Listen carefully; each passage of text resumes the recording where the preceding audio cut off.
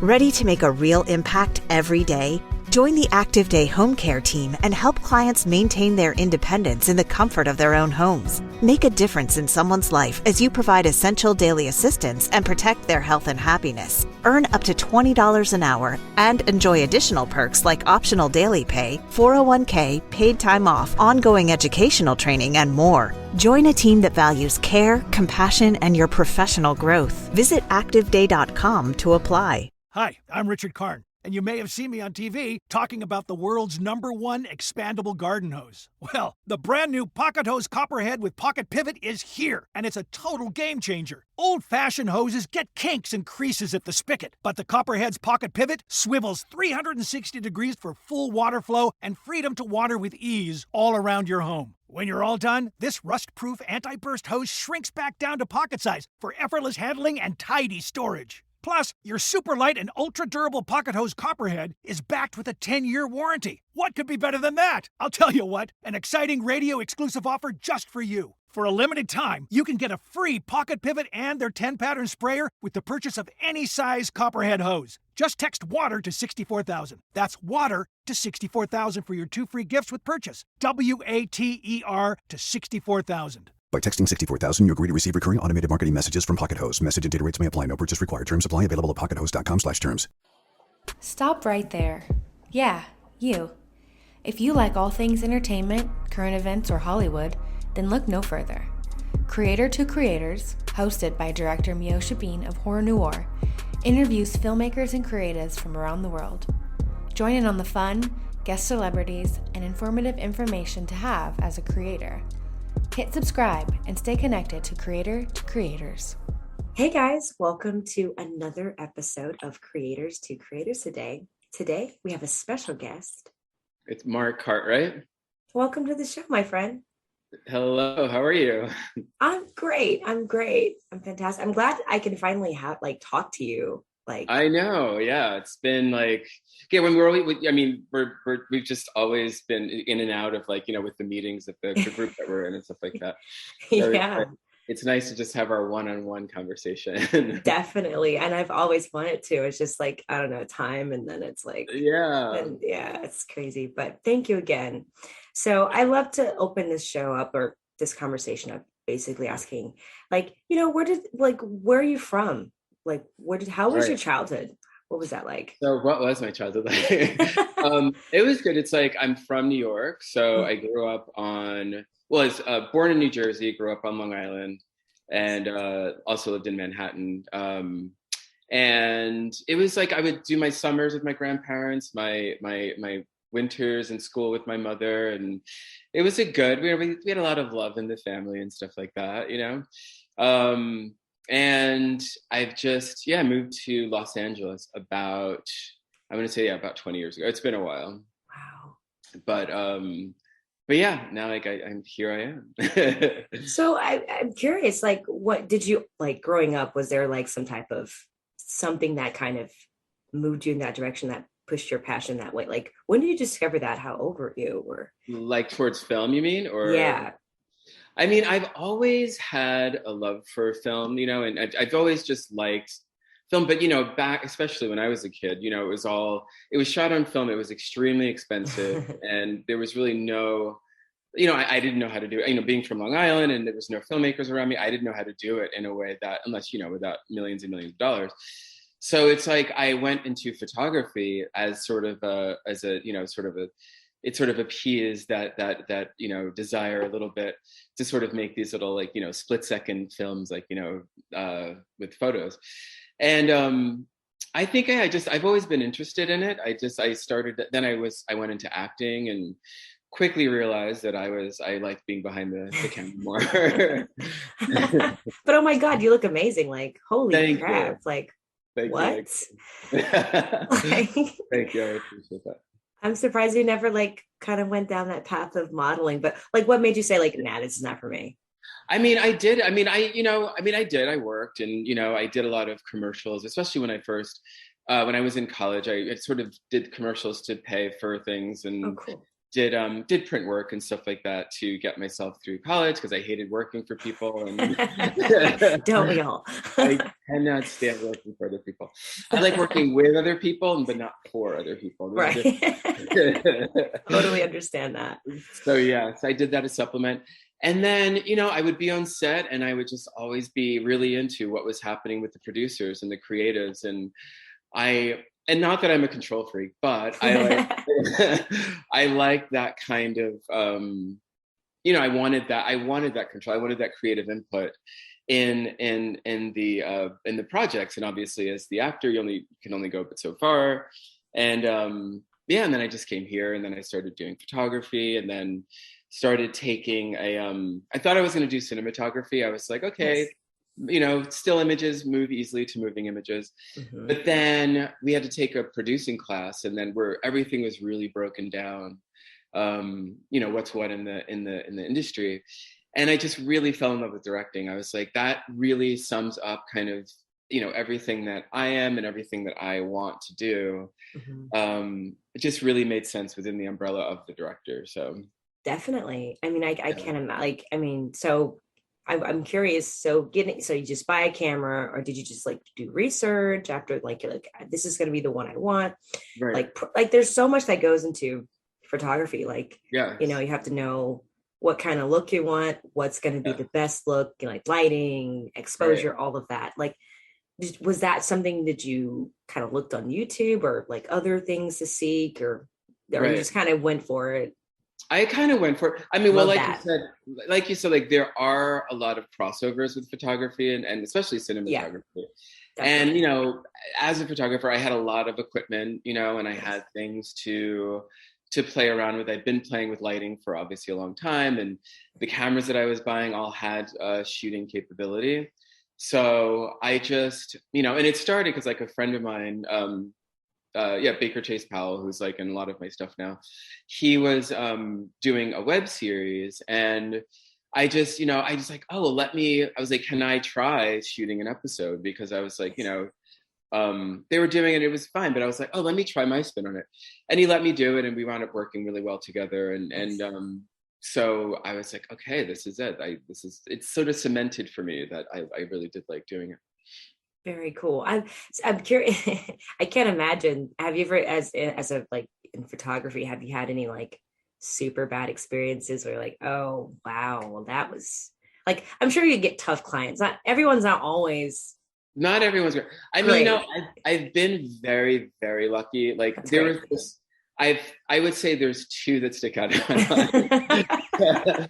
There was this one person, we were shooting this, actually I was assisting on a shoot. Nice. And it was for this soap opera actress, and she hadn't been working for a while, and I think she'd gained some weight or whatever.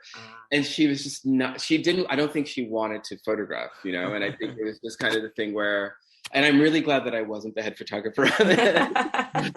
But it was a very tough, it was like, I mean, just flat out, refusing to do very simple things. And like, we'd be like, oh, well, can we move the chair over there? And she'd be like, I don't want to touch, and no one can touch that chair except me. But then she wouldn't like get it in the right spot. And it was just like, yeah, it was really dumb. And then, so there was that. And then there was another time where someone, every so often you'll get people that are trying to do like swindling or just trying to do, what's the word I'm looking for? When someone's, I don't know why I can't figure out the word. But yeah, but they, just trying to, I guess, scams. That's the word. Oh yeah, definitely. I've gotten like one or two scam artists that I was like, it was a little shocking because like I don't expect that, Right. Like, and that was interesting. Yeah. So it was actually one I actually worked with, one I didn't work with. Oh, like wow. Time. Wow. But other than that, I mean, I've been doing it for like since the mid 2000s, and it's like everyone's, I think, really nice. That's good. So yeah. Everyone wants to, they want to look good. They want to be happy while they're doing the shots. And so, yeah, it's pretty much good atmosphere. That's great. That's fantastic. Writing. Do you obviously, did that come natural to you? Was that something like, okay, this is something I want to. I have so much respect for writers. It's not that it doesn't come naturally. I mean, it's really fun. Yeah. I find it really fun to like create these worlds Definitely. and set it up and, but just, when you get to the actual structure part of it and dialogue, I like the dialogue.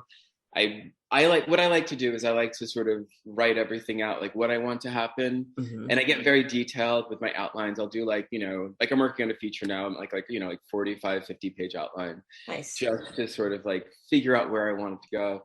And then I'll do like a version of the script that is like everything except the specific dialogue. It's like where the dialogue will go. I'm like, well, this is where I want them, kind of what I want them to say. Then I'll hand that off to a screenwriter and they'll help me sort of get the dialogue going. Totally get you. I'm totally there.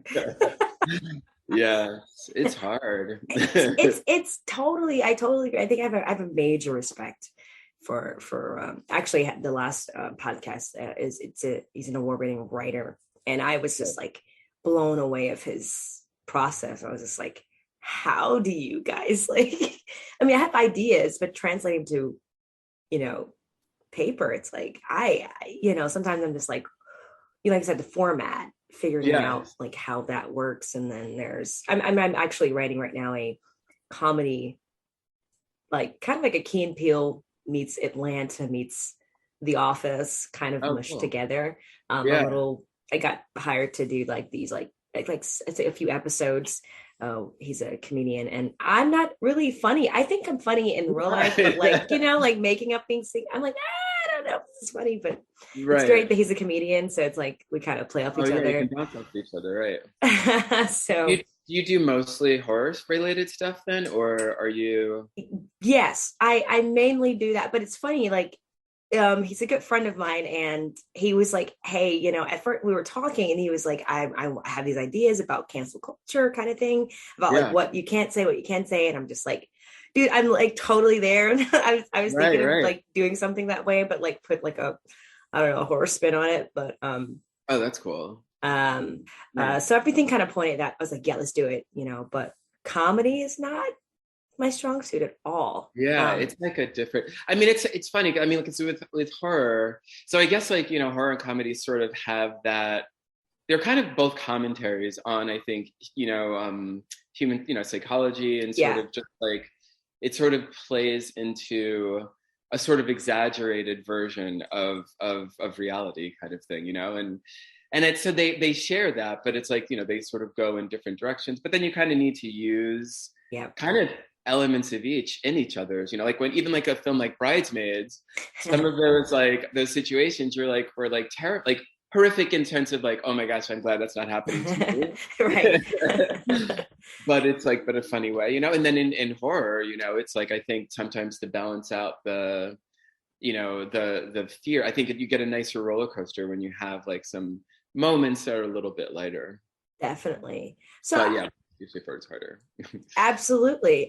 What is like for you, as like when you're writing something, what makes you say, okay, I want to write this? Is it current events? Is it just like what you're going through in your life? Like what inspires you as a writer to, I want to make this. I want to see this. Yeah, I think with me a lot of times, because I love like I'm like some of my favorite, one of my favorite directors is Darren Aronofsky, and I think like one thing that I really like about his characters and that I relate to is that like they're all kind of they're just these broken, like these sort of broken that just want something. At least the films that I, my favorite films, it's like they want something that is like, like Black Swan. She wants to be, find her perfection in this dance that she loves. And The Wrestler, like he loves wrestling and he just wants to, he wants relationship with his daughter. And I like these very simple or very like, sort of like specific, like, and, internal needs, but like, I just like the way, I don't know, like the way he sort of plays that out.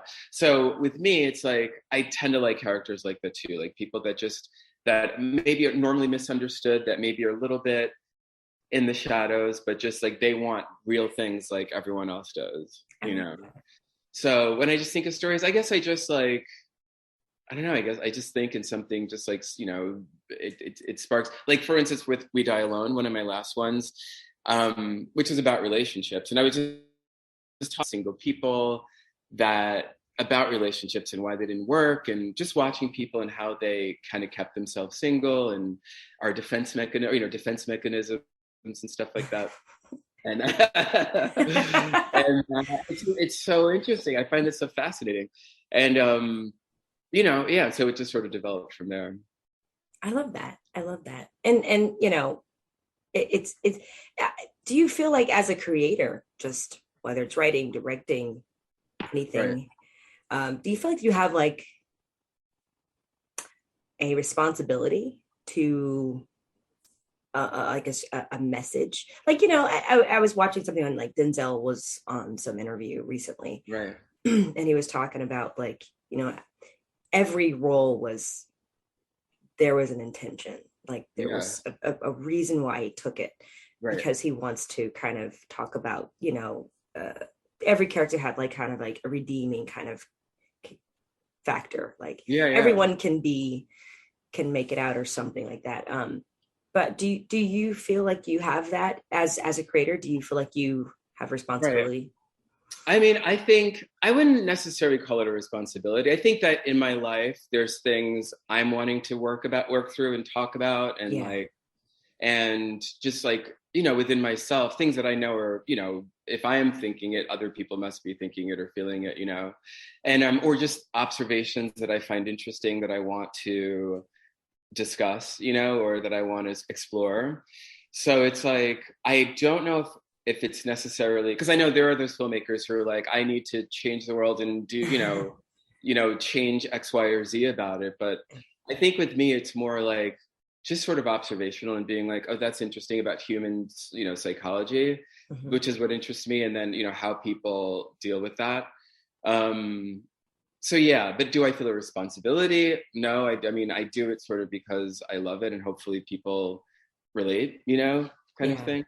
But I guess at the end of the day, I mean, like, all writing is a message, I think when you're going into it, there should be a message of something, whether it's, I don't know. Yeah. I mean, it doesn't have to be like a heavy, like, oh, I need to, restructure like the I don't know. Yeah. It doesn't have to be a heavy message, but I think there needs to be some sort of something there.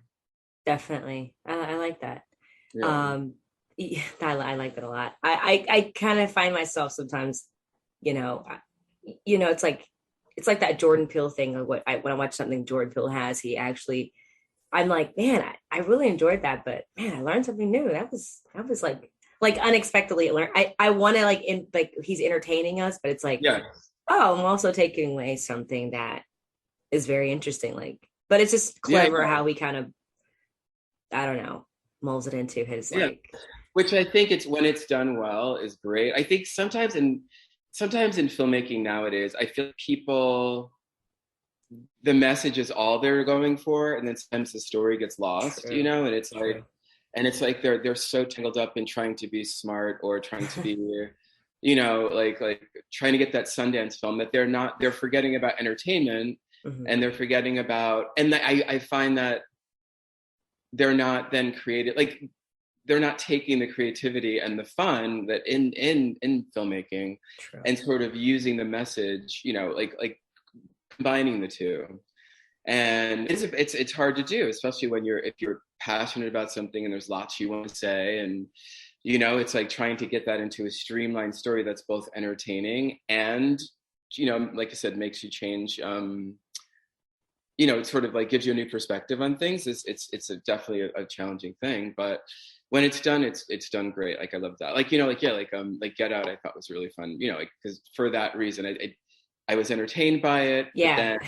And what was it? I was watching something the other day, or not the other day, it was like a couple of years ago, but it was about, it was a short film about domestic abuse. And the whole thing was a wife trying to leave before her husband woke up. And it was so well done because it was a horror film.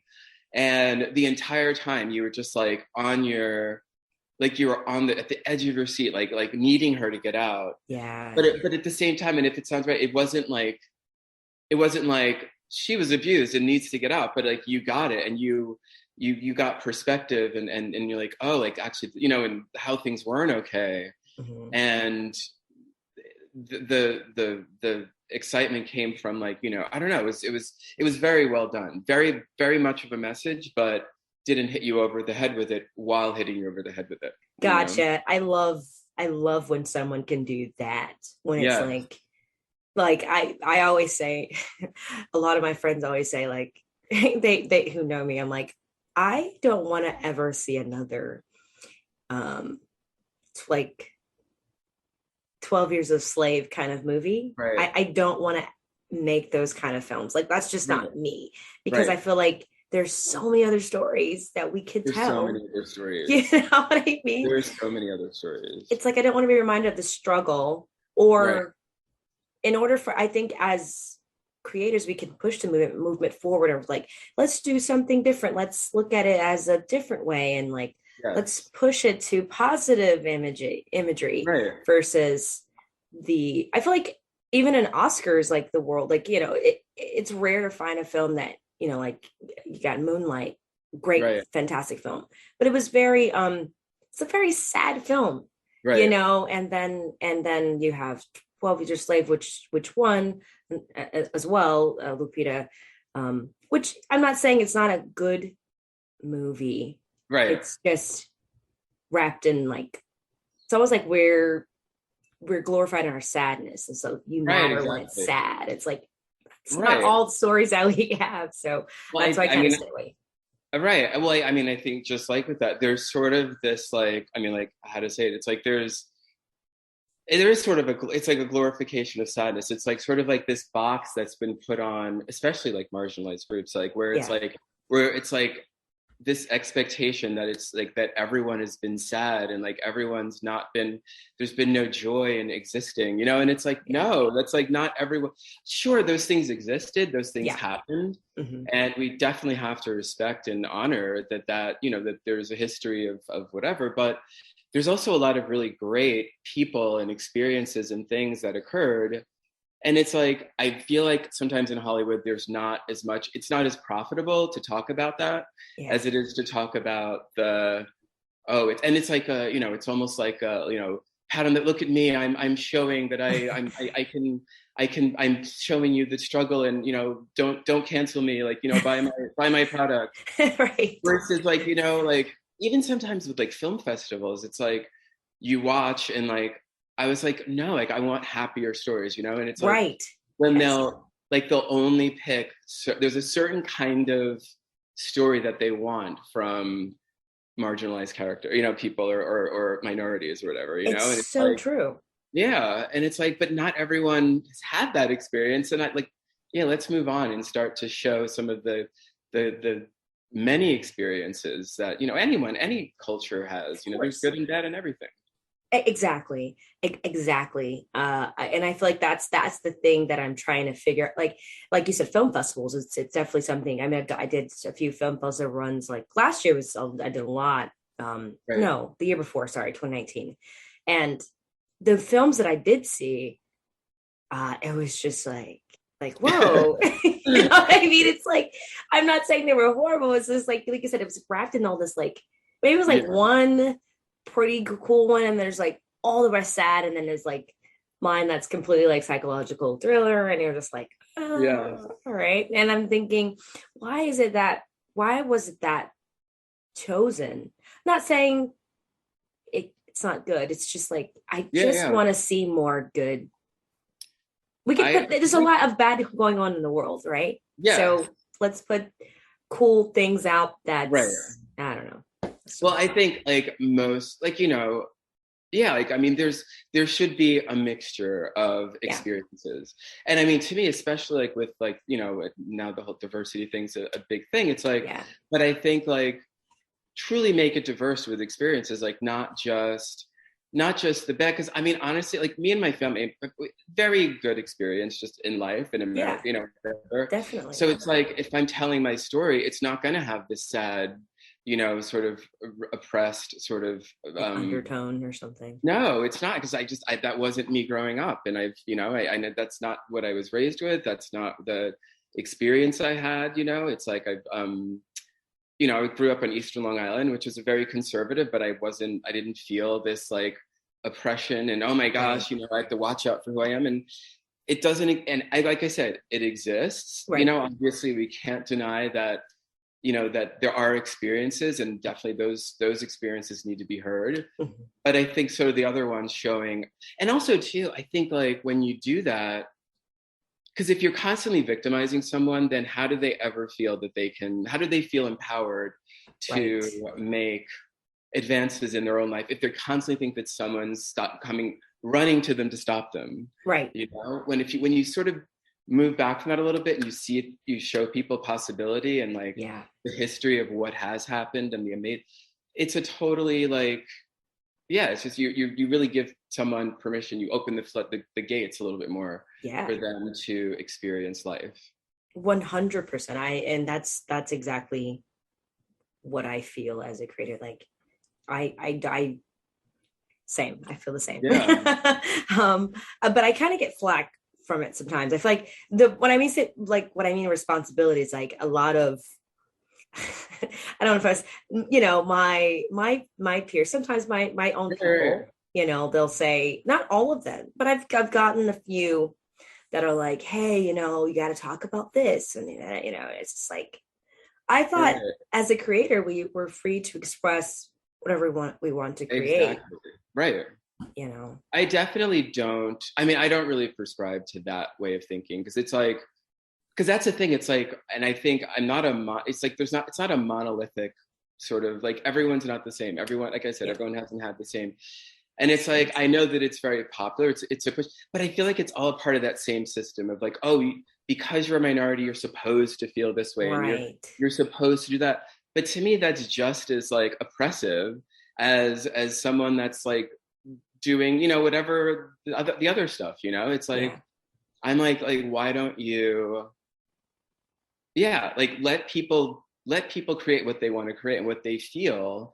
And, you know, as long as, you know, I think denying or, you know, if you're, you know, pretending that something didn't exist, that's one thing, you know, obviously. But I think, you know, if you're writing something that speaks to you and it doesn't fit some box that they think you're supposed to because of your color, I think that doesn't really make sense to me. Yeah, definitely. No. Well, now that we're kind of touched a little bit on kind of cancel culture or whatever, I think that's kind of what that umbrella is, with the whole, like, I'm sure, I don't know if you watched the Oscars. Did you watch the Oscars? Yes, I watched the Oscars. Yeah, I watched it too. That was like the time, like the only time I've watched it in a while. I was like, oh, I'll watch it tonight, you know. I was like, oh wow, this is getting very interesting. Obviously the Will Smith situation, like everyone's kind of harping on that, and I mean, I just curious, as someone who's in the industry, I'm sure that was like pretty shocking, but also it's like, on the other, like, how did you feel about that? Did you, I mean, obviously shocked, I'm sure, but. I was shocked.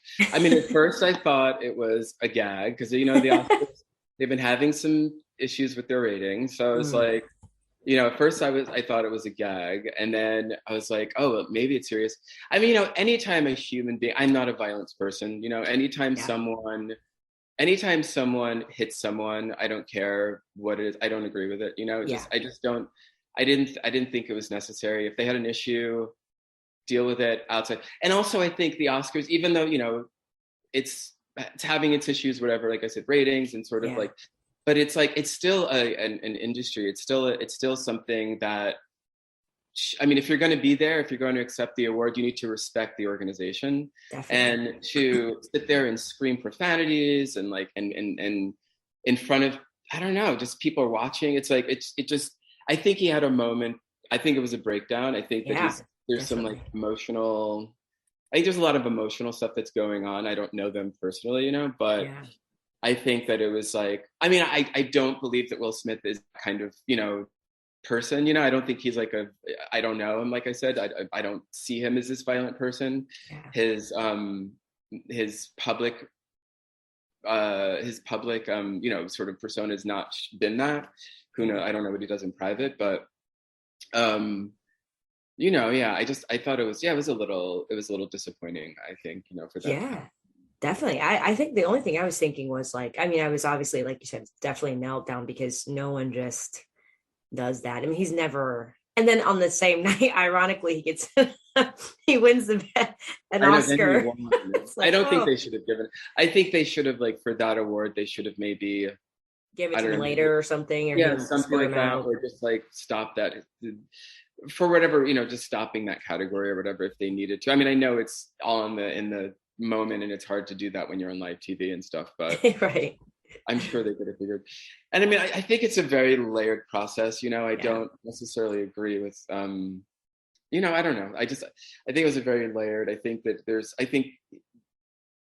I don't know. I think there might be some things, I don't know, with just them and definitely. I don't, like I said, I don't know them personally, so it's hard to speak to, specifically to them as people, but it's like from where I stand, I don't know. I think there's some other stuff happening, I think. Oh yeah. Oh my gosh. Yeah. I think they said something, he's checking himself into like it's like a clinic or something, like to really get some evaluate, like really work on himself, like, because that is definitely like you hear all these like actors who commit suicide, or you just hear, you're like, whoa, what just like seemingly they have the world, they have it all. And it's like, I think if that meant like your house, that like if you don't keep yourself aligned, you can kind of tip over. It doesn't matter what you have or how popular you are. I think that's super important to keep yourself, aligned. And if the people in your circle aren't supporting that,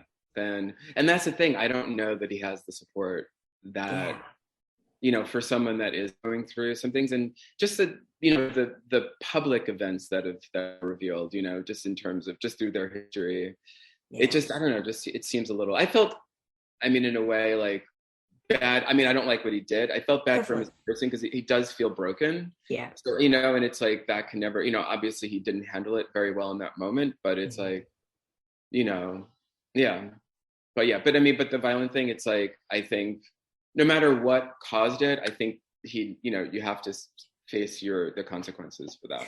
Oh, definitely. Yeah. I'm sure they'll address it somehow together. I think they will. Chris. Well, he can't go back to the Oscars for 10 years now. That is 10 years. Yeah, wow. That's what he was announced that, I think, today. Wow. Yeah, he took down from, he's no longer part of the Academy. Wow. Yeah. Hey, there's consequences to every action. Hope he works it out. Yeah, I just, for me, I think what I think sometimes in this industry is like, how do you keep yourself, even on our micro level, I guess, influence, whatever you want to call that, people look up to you or say, like, look at you in a certain light. I think sometimes people forget that we're just human, because I've saw so many like comments online, like people who like were like in love with this man are like, he's done, like X. Like he's no longer a good actor. I'm like, actually, he's still a really amazing actor. I mean, we could talk about a lot of other people who did some things, not on the Oscars, but who just kind of got away with it. And everyone's like, our society no longer, I think it's like, it's getting to the point where it doesn't allow for growth and for something happens and then you deal with it, and then you want people to grow. You want people to grow from the experience, and maybe using it as a teachable moment. Yeah. Maybe going out to be advocates for whatever it is that they learned. But as soon as you sort of cancel them and tell them to go away, then you no longer have that teachable moment. It's gone, And so it's there for someone else to repeat it, because then they're not watching, once someone goes away, then people forget, it's like, out of sight, out of mind. No one's, it's like, so like, I don't agree necessarily with like, oh, don't let him work with stuff like that. Yeah. If like the person continues to do the behavior, then 100%, like, like definitely you're not learning anything. It's a liability having you around if you're not going to take any responsibility for what you've done, 100%. Have you ever had any experiences?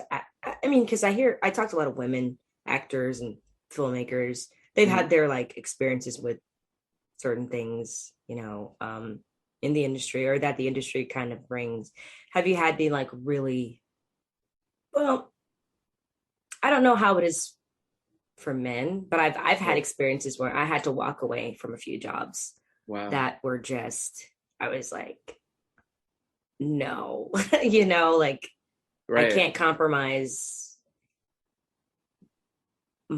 myself or my beliefs or what I think, I want to do it the right way. I mean, you hear there's a lot of things, a lot of ways to get places or whatever, but there's a lot of people.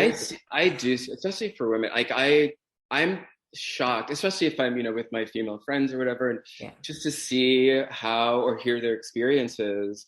I am shocked. Like I'm shocked at what some, especially like males, think is okay to do or to say or how to treat someone. It's like what makes that, like what in what reality are you living that certain things are even, how are you not embarrassed to do or say whatever you're doing? It's like no, so I definitely see it in that. Have I gone through something? I can't, not that to my knowledge, I guess, it's like that I don't. Good. Yeah, like I think, I'm not going to say I always get what I want, but that's great. But it's like, I guess if I see something happen, I kind of look at it as in like, okay, that's a situation that I would never want to be in, or that I sort of get a sense of who people are. And to me, it's a character judgment. And then it's like, I don't want to tie myself in with someone that has this behavior or that does, just because, I don't know. But maybe behind the scenes, unknowns to me, maybe some decisions were made, based on who I am or whatever. But it was not that I felt, or not that it was ever made aware. And I feel like I've been pretty successful in the way of, that it doesn't feel like it. It's like I don't feel held back from anything that I want to do. That's great. When it comes to going out to make a project or doing something like that, are you like pretty much in control of a lot of things? Like, okay, location, are you location scouting? Are you doing all these things as well as? I like to be involved in everything. Just because like I don't know. Yeah, maybe I have trust issues or whatever. But I always like to at least know what's. I like to know how to do all the. Even if I'm not doing everything, I like to know how it's done, so I know what to expect. And I know what to ask for. Yeah. So I'll do a little bit of research or just trying things out, just so I know if I'm asking you to do X, Y, or Z by this time, I know, okay, that is reasonable for me to do or whatever. Yeah. And I always like to have, backups with things, or, just if like, like there's one project, like, there was some production design stuff, and it was very important that I wanted certain things a certain way. And I went and just, I'll go and get some things myself that I know would work. And then if the person comes with everything, then great. If not, then I might, just throw a couple of my own things in there that I want. Yeah. But yeah, the industry, you have to learn. It's like, and I think for me, they say always get into things to sort of work through our own sort of internal stuff. I think being in this industry is so dependent on trust and, and trusting others, and you take so much out of your hands that I think it's been a great lesson for, you can't do everything on set and do, if you're wanting to do it well. Yeah. So it's sort of handing over some of that responsibility, which isn't always easy, but it's a good exercise. Yeah. It shows through your work. You have really amazing work that out there. And also the recent article that, was it on Variety? Is it Variety? Variety. Yeah. Thank you. Yeah, we were, congratulations. Thank you so much. That was exciting. Yeah, we were nominated for, it was for New Filmmakers Los Angeles. Nice. Who's in a wonderful organization. Like if you ever, I would submit to them if you ever had like a film. They're great. They're great. Yeah, they're great. They're wonderful, and there are always so many opportunities. And just like when we showed that film, it was like, they really had just like who the people that they had talked to us, and like really high level people, was really nice. So that was exciting. So then they announced it in Variety and everything. So I love it. Congratulations. Thank you. What's next for you? What do you want to like create next, or what are you working on right now currently? So now I'm working on a feature and another short, Mm. because features take forever. So I don't want to be. Oh, we definitely know that. Yes. No tea, no shade. Love everybody. Right. Yeah. So it's like, I want something out while I'm creating all that other stuff. So Definitely. we want to do a short that we're in the process of writing. And while then working on that feature. Nice. That's exciting. So That's looking awesome. forward to it. All within the sort of suspense horror genre. Ooh, is that your favorite genre? It is. I like sort of psychological suspense, Yes. So it's just like not knowing, like those, like, I don't know, just I love that feeling of being like, oh my gosh, what's gonna happen? Yes. Oh my God, I love that. I love that feeling. What are you watching right now currently? Right now I'm watching, just finished Euphoria. Oh my God. And I know it was good. And then before that, Succession. Now we're watching The Tourist, I think it's called. Okay. So that's pretty good. But yeah, like we're just kind of like, I just saw X in the movies, like the which I liked it. I thought it was the kind of thing where I was very entertained by it. Afterwards, I had a couple of questions. The one that's from A24, the yeah. But yeah, it was like, but I thought that just because like so much, especially with horror, like I'm all for a slow burn, like like The Shining, yes. One of my favorite films, I think is slow burn, but it did it so well. But so many films now are just sort of creeping along, and like there's no point to it. Like if you're gonna do a slow burn, you have to burn, You have to burn. Yeah, and so I just thought that X like did it, like what they did with it was just very creative, and like it was engaging and stylistically like they were taking risks, and it was I don't know, I liked it, and like I said, there were a couple of things story-wise that I was had questions about after, but it didn't take away necessarily from my enjoyment of the film.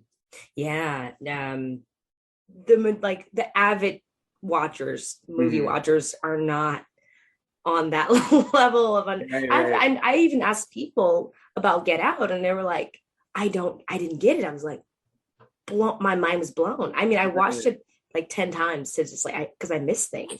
Yeah, but it's one of those movies that you just kind of have to like really to watch and soak in, right? That's how like with Mother, like I loved Mother, yes. And there was what it was ironic about that, I think, is that the movie discussed like what the movie was about was the reaction. I mean, like people's reaction to the movie was pretty much what the movie was about. Like, just sort of like how they like tore it down and they were so angry about it. And like, but I was like, that's so smart. At first, like, I was like, okay. And then someone, once I figured out what it was about, and I was like, that was amazing. That was like, good, right. Like once you kind of get like certain pieces in the movie, it's awesome. Yeah. I'm actually watching Severance. It's on Apple TV. It's fantastic. Wow. It's I think you like it. It's psychological. It's thriller. It's I'll write that down. I think it's definitely directed by Ben Stiller, if I'm not mistaken. Oh wow. Which I was blown away. I was like, what? Yeah. Is it comedic? Is it a comedy or at all? Or? No, it's very serious, but there are comedy elements for sure. Right. There are pretty funny moments that are very light, but you're just like, what's happening? But the concept is very brilliant. The concept is absolutely amazing. Yeah. I find because like I think with comedy you have to be at such like a selflessness. Like you have to like really, you can't be afraid to look ugly. You can't be afraid to like go to certain places that I think, drama people or it's easier to hide behind drama a little bit more, which if that makes sense. I mean, there has to be a rawness there too. Yeah. But like, it's like, because, it's like, I can tell you something sad and you'll be like, oh, okay, I feel that. But it's very hard to make someone laugh. And like I think the depths that you have to go sometimes for that timing and for the awareness or like lack of like, self-conscious, it's like, it's a totally different skill that I think sets them up for really good, dramatic actors or, usually sometimes I say. But yeah, I'm always surprised. I'm surprised a lot of times by comedians that then try to act and do a wonderful performance. Yeah, definitely. Definitely. Yeah. So my last question to you is, what advice would you give to someone that wants to be, or actor, filmmaker, whatever, photographer? Right. What would that look like? I would say, just really, I would say just go after what you want. It's like you have this one life that we know of, and it's like, it really doesn't make sense to do things that don't bring you joy and that don't empower you and that don't move yourself towards a point of happiness and completion and self-expression. So I think like, going out there and just, things that interest you are going to interest someone else. And, no matter how big the audience is or whatever, but it's like, if something empowers you and you want to tell the story, then do it. Just have fun with it. And don't worry about what other people have to, or thinking while you're creating, it's like, obviously if you're, trying to sell something to Warner Brothers or whatever, and like, there's a specific thing that they need, but still try to do your own take on that. I think when you really foster your own voice and like, sometimes it's not going to work, sometimes it will, but then you become something that's different. And then, then it's like, wow, I've never seen that before. I want to see how that, so yeah, my main thing would just be to just go after it. Don't give yourself excuses not to do something. There's always going to be a yes. Absolutely. 100%. You're absolutely right. Thank you for that. That's great advice. Where can people find you on social media? So my usually like Instagram, Twitter, it's MCPHOTOG. So it's MC Photog, but it's like when I say that, it's like people are what? Yeah, because nothing else is available. And then Glass Cabin Films as well on Instagram and Twitter. And if you want to look at I do also actor headshots. So it's like, that's Headshots by Marc. yeah, get your headshots done. He's amazing. Thank you. And Marc with a C. yes. And Glass Cabin Films is your production company. Yes, it's a production company. Yes. Yeah, we're the ones that put out a bunch of stuff, so it's fun. Oh, I'm excited. I love the name, by the way, as well. Thank you. Yes. It's hard coming up with a name. Like, it's like, I know, like, we had so many, like, where there was one, like, it was like, I think it was like Screen Glow or something. And it sounded like a glass cleaner. And we're like, what is that? Oh, that's hilarious. I totally feel you. I just kept it simple. I was like, I'm just gonna use my name. Meosha Valencia Bean. Boom. Yeah. MVB Films. Done. I can't think of anything innovative. Like there's so many. I was like, screw it. Yeah, I like Glass Cabin because it was like kind of like, because like, in the forest, like, the forests to me are really creepy, cabins are really creepy and stuff like that. But then glass is very pure and very like, there's an elegance and a flow to glass. And so I thought those two elements combined sort of felt like what I wanted for myself. It's like, okay, that's the kind of stuff I want to make, sort of a little bit of elegance, but with a little bit of fear. I love that. Like combine the two. It's beautiful. It's fantastic. Thank you so much for coming on. It was a pleasure talking to you. Thank you. It was fun. Yes. Yes. And also, guys, thank you for listening. And always remember to live, love, laugh. We'll see you guys next time. Bye.